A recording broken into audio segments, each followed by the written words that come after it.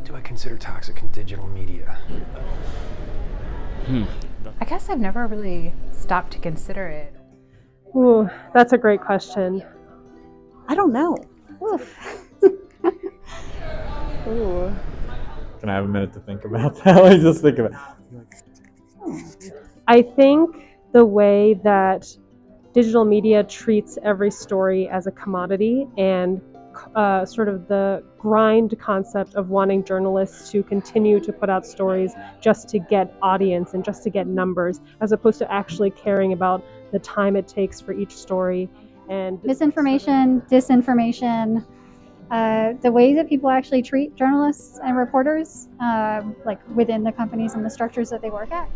I guess one of the main negatives for me would be just the pace and the pressure to produce content, which in a beat like mine, covering extremism and challenges to democracy, doesn't leave a lot of room for context and nuance.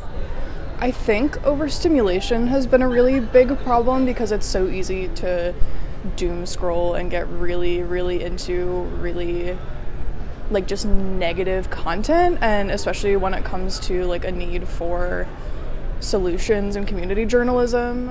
When people are faceless, it's pretty it often happens that they think they can be inconsiderate to people, and when the same person comes in person and meets the other person, they are not the same people. If you're only chasing clicks and you're just putting fluff out there that really doesn't have any meaning or impact, I think that's definitely, that can be toxic. Business model for news is broken, and everybody kind of knows it, including the people who broke it.